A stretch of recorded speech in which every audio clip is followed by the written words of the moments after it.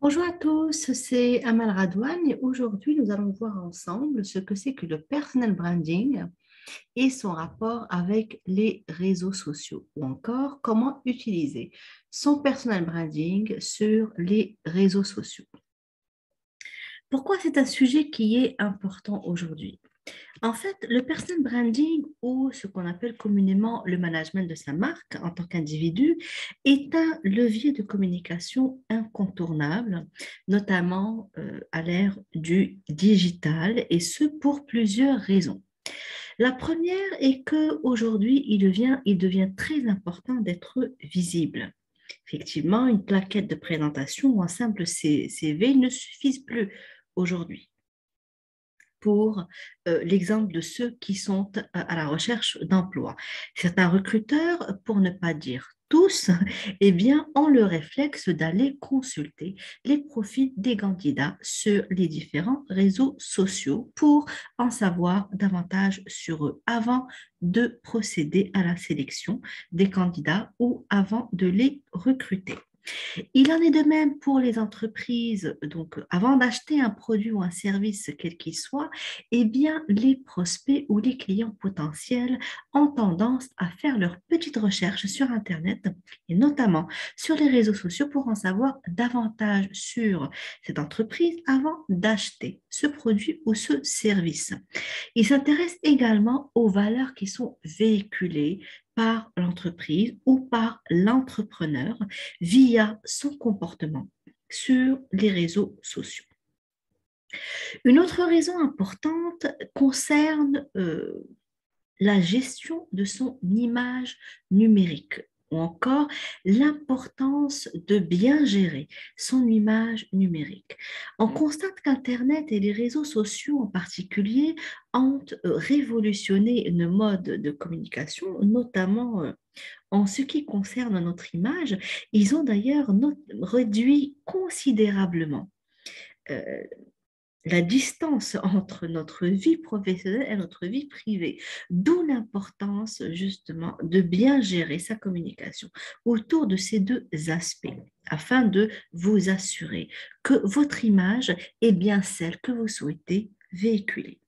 Et c'est là justement qu'intervient le personal branding dans la version numérique. Il s'agit en fait de créer et de gérer sa réputation sur le net en l'orientant vers l'objectif ou les objectifs que l'on souhaite atteindre.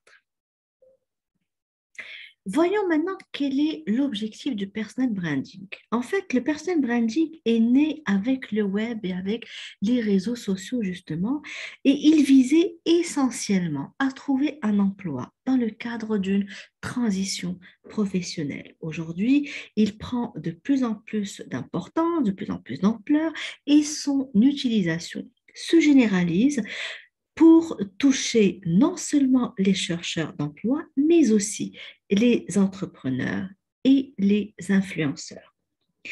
Il prend aussi de plus en plus d'importance parce que nos interventions, nos centres d'intérêt, nos opinions, nos partages qui concernent notre vie professionnelle ou notre vie personnelle deviennent visibles par les internautes. D'où l'importance justement de bien gérer son personal branding et de bien gérer donc sa e-réputation et son image numérique. Ce n'est donc pas une simple tendance, mais c'est bien un outil qui a d'abord été utilisé pour la recherche d'emploi et qui aujourd'hui se généralise. C'est donc un outil qu'il faut maîtriser et qu'il faut apprendre à gérer.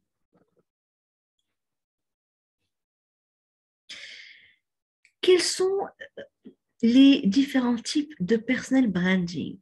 En fait, on distingue trois types de personal branding. Il y a le person branding qui est basé sur, on va dire, la version orale qui consiste finalement à se vendre. Par exemple, lors d'un entretien d'embauche ou lors d'une présentation face à un groupe. Il y a également la version écrite. C'est le fait de savoir se mettre en avant ses compétences à travers un rapport, à travers une lettre de motivation, à travers un blog, etc. C'est aussi la version numérique qui consiste en fait à gérer son image sur les réseaux sociaux, donc à gérer les différents posts, les différentes publications que vous faites sur les réseaux sociaux. Donc ici, nous allons parler essentiellement de l'aspect numérique du personnel branding. En fait, le personal branding consiste à communiquer sur sa propre personne. Donc, en tant que dirigeant, en tant qu'entrepreneur, en tant que salarié ou encore en tant qu'étudiant, l'objectif est de pouvoir vous démarquer et de vous faire connaître dans votre domaine d'activité pour atteindre vos objectifs, qu'ils soient, encore une fois, des objectifs de recherche d'emploi ou d'augmentation de chiffre d'affaires ou de prospection, etc. Ou de gestion de carrière ou de transition professionnelle, etc. Le personal branding peut aussi être défini comme le fait de créer et de gérer sa marque personnelle. En fait, c'est une forme de marketing personnel qui se base sur vos valeurs, qui se base sur l'image que vous véhiculez, sur les opinions que vous avez, sur votre identité, sur vos expériences, sur l'expertise que vous avez. Il est appelé marketing personnel parce qu'il agit en fait de la même manière que le marketing. Pourquoi? Parce qu'il s'agit ici en fait de vous mettre en avant sur la sphère digitale à travers une image qui vous est unique, qui vous est spécifique et qui va être marquante. En fait, ça renvoie un peu à l'image d'un produit dans le packaging, vous taperez à l'œil au beau milieu de ses concurrents dans un rayon de supermarché, par exemple. Vous devez être celui ou celle qui va taper à l'œil des recruteurs, pour le cas des salariés, pour le cas des chercheurs d'emploi, ou à l'œil des prospects, pour le cas des entrepreneurs. La finalité du personal branding est donc de faire croître votre visibilité et votre activité auprès de votre public cible. En fait, le personal branding vous permet de mettre en avant vos compétences, vos expériences, vos expertises dans le but d'atteindre votre objectif, qu'il soit professionnel ou commercial. Pourquoi le personal branding? En fait, le personal branding permet de vous différencier de vos concurrents dans votre secteur d'activité. Avec un peu de recul, on constate en fait que le personal branding finalement est un processus qui a toujours existé. Il est aussi vieux que notre humanité. Et il fait partie des codes de notre société pour développer sa réputation et sa notoriété professionnelle. Il vise en fait à construire une marque personnelle forte pour se faire connaître, puis pour se faire reconnaître justement en tant qu'expert dans son domaine d'activité, tout en utilisant les canaux de communication qui sont privilégiés par son public cible. Le personal branding va donc permettre de révéler votre personnalité, d'affirmer votre valeur ajoutée, votre expertise, vos talents et de mettre en avant votre différence. Il va en fait vous aider à sortir de l'anonymat. Pour être davantage visible auprès de votre cible, qu'il soit prospect ou recruteur, ou encore pour atteindre vos objectifs professionnels.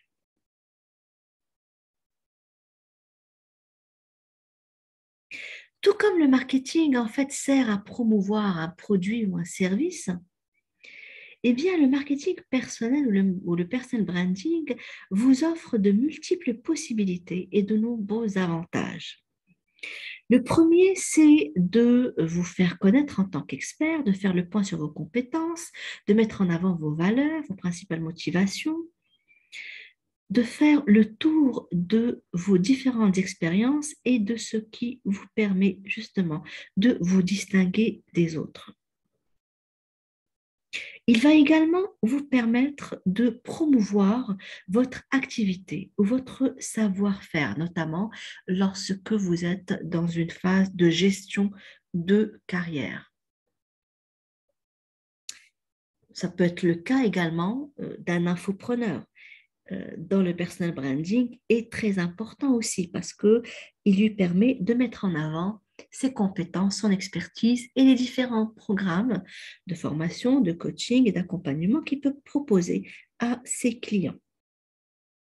Il va vous permettre également de vous rendre crédible aux yeux de vos publics cibles en rendant crédibles vos compétences. C'est un moyen donc très efficace de rassurer vos premiers clients qui vont se rendre compte de l'étendue de vos compétences et de l'étendue de votre expertise, qui vont se rendre compte de la capacité que vous avez à solutionner un problème qu'ils ont, etc. Et qui va, pourquoi pas, c'est ce que je vous souhaite, qui va vous permettre de les fidéliser. Il va enfin vous permettre de vous démarquer de vos concurrents en mettant votre propre image au service de votre objectif, qu'il soit, encore une fois, professionnel ou business. C'est un excellent moyen de vous démarquer qui peut s'avérer justement une arme redoutable face à la concurrence. Pourquoi?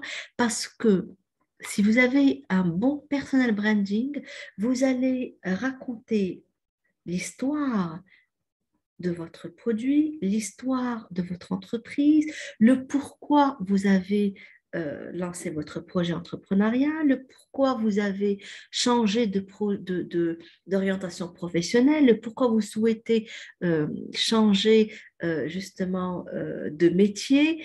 Et en racontant cette histoire-là, en mettant en avant le pourquoi de ce changement d'orientation ou de ce nouveau lancement de projet ou de produit, eh bien, vous allez créer du lien. Vous allez également permettre aux personnes concernées, donc les personnes de votre public cible, vont pouvoir s'identifier à votre histoire, vont pouvoir voir finalement que ce que vous proposez peut répondre aux problèmes qu'ils ont, aux frustrations qu'ils ont, aux difficultés qu'ils ont, et vous allez ainsi créer du lien avec votre public cible. Comment peut-on construire son personal branding de manière efficace? Alors, la première étape consiste à se poser la question, qui suis-je et que fais-je? Pourquoi ces questions sont importantes? Parce qu'en fait, ils permettent d'avoir une profonde introspection qui va vous apprendre à mieux vous connaître, qui va vous apprendre à mieux connaître vos principales motivations, qui va vous apprendre à identifier ce que vous voulez vraiment, qui va vous apprendre également, vous aider également à identifier les valeurs qui vous motivent et qui vous permettent d'avancer vers une orientation donnée. Ces questions vont également vous permettre de prendre conscience de vos véritables aspirations, de vos objectifs en termes de carrière ou en termes de business. Deuxième étape importante consiste finalement à faire le point sur votre valeur. C'est non seulement votre valeur ajoutée, mais c'est ce qui fait vraiment la différence entre vous et les autres. En exprimant votre différence, que ça soit donc à travers les différents posts que vous faites ou que vous publiez, que ce soit à travers votre blog, que ce soit à travers les expériences que vous partagez avec les autres, que ce soit en mettant en avant une compétence spécifique, eh bien, vous allez créer dans l'esprit des gens une différenciation claire qui va vous permettre de vous démarquer de la concurrence et qui va vous permettre de les marquer, surtout dans leur esprit. Troisième étape importante, c'est le fait de construire finalement une véritable stratégie de communication basée sur votre personnalité, sur vos objectifs, sur les besoins de vos cibles, sur un message finalement qui est authentique, qui vous ressemble et qui est en cohérence avec vos véritables intentions. Donc, il est important d'avoir une stratégie de communication qui soit en cohérence avec l'ensemble de ces éléments. Dernière étape, eh bien, qui va vous permettre de construire votre personal branding, c'est le fait de multiplier les contacts et de développer votre réseau. En fait, avoir une marque personnelle forte est importante, mais il suppose également d'être connecté à un réseau qui va favoriser la viralité de votre message. C'est très important. Au sein de ce réseau, il faudra donc concentrer vos efforts sur un noyau dur qui va vous aider à devenir viral et à vous faire connaître auprès de votre public cible. Votre réseau deviendra ainsi un excellent allié pour le développement de votre marque personnelle. Voyons maintenant comment vous pouvez créer votre personal branding sur les réseaux sociaux. Eh bien, il existe un certain nombre de conseils que je vous suggère de suivre pour utiliser les réseaux sociaux à votre avantage afin de développer votre personal branding. Le premier conseil, il est assez basique, c'est le fait de créer votre profil sur les réseaux sociaux. Mais il n'est pas si basique que ça, parce que par exemple, euh, si vous ne maîtrisez pas un réseau, eh bien, évitez de l'utiliser. Attendez de le maîtriser. Sinon, vous risquez de faire des erreurs. Commencez par créer votre profil sur les réseaux sociaux que vous maîtrisez. Et puis, vous pouvez laisser les autres pour plus tard. Maintenant, si vous voulez que ça soit également cohérent avec votre stratégie de communication et notamment avec votre objectif, choisissez les bons réseaux sociaux qui vont vous être utiles. Par exemple, si vous êtes à la recherche d'emploi, il est clair que LinkedIn est le réseau social le plus adéquat. Si maintenant vous souhaitez vous lancer dans l'infoprenariat et vous souhaitez vous faire connaître et faire connaître votre expertise, eh bien, YouTube est une excellente plateforme pour cela parce que ça vous permet de faire des vidéos tutos qui vont justement permettre aux gens de savoir ce que vous faites et comment vous pouvez les aider. Apprenez également à créer du bon contenu, parce qu'un profil créé mais sans contenu, eh bien, nuira à votre image de marque. Donc, quand vous prenez la décision de vous inscrire à un réseau social, ben, il faut s'engager également à publier de manière la plus régulière possible. Deuxième conseil important, il est en rapport avec votre image. Et quand je parle de l'image, j'entends par là la photo de votre profil. Alors, il doit s'agir évidemment d'une photo professionnelle qui soit récente et non pas d'une photo ancienne, par exemple, parce que c'est la première chose que les visiteurs vont remarquer en premier. Tout en regardant donc votre visage, nous allons avoir une première impression de votre personnalité. Donc faites en sorte que votre photo vous représente, soit celle qui vous représente le mieux parce que c'est la première occasion de créer une impression forte auprès de votre public cible. Pour ceux qui veulent créer un blog et qui veulent avoir une présence en ligne euh, plus importante, eh bien, pensez à créer votre nom de domaine en achetant votre prénom et votre nom. Donc, c'est important notamment pour ceux qui sont dans l'infoprenariat. Je pense notamment aux coachs, aux consultants, aux formateurs, aux auteurs, etc. C'est important d'avoir un site web, c'est important d'avoir un blog dans lequel vous pouvez partager vos connaissances. Alors, qui dit blog ne dit pas forcément euh, uniquement des articles, hein. Vous pouvez avoir également un blog avec des vidéos. Et puis surtout, soyez actifs sur vos comptes sociaux parce qu'encore une fois, ça ne sert à rien de créer un compte social et de ne pas y être actif. Ça risque d'avoir des retombées négatives sur votre public cible, surtout si vous avez un objectif spécifique. Donc, soyez actifs. Les gens qui vont vous suivre vont vouloir en savoir davantage sur vous, vont vouloir en savoir davantage sur ce que vous maîtrisez, sur comment vous pouvez les aider, sur vos produits, vos services, etc. Donc, faites en sorte de garder le lien, le contact avec votre public cible, quel que soit votre objectif.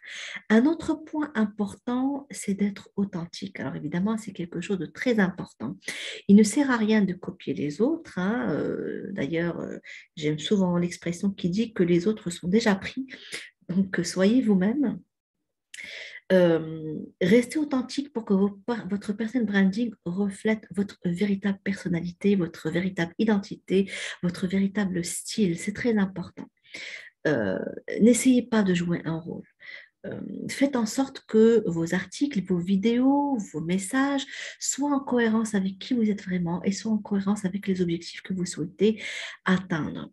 Soyez constant, mais modéré à la fois. Voici un autre conseil également que j'aimerais partager avec vous aujourd'hui.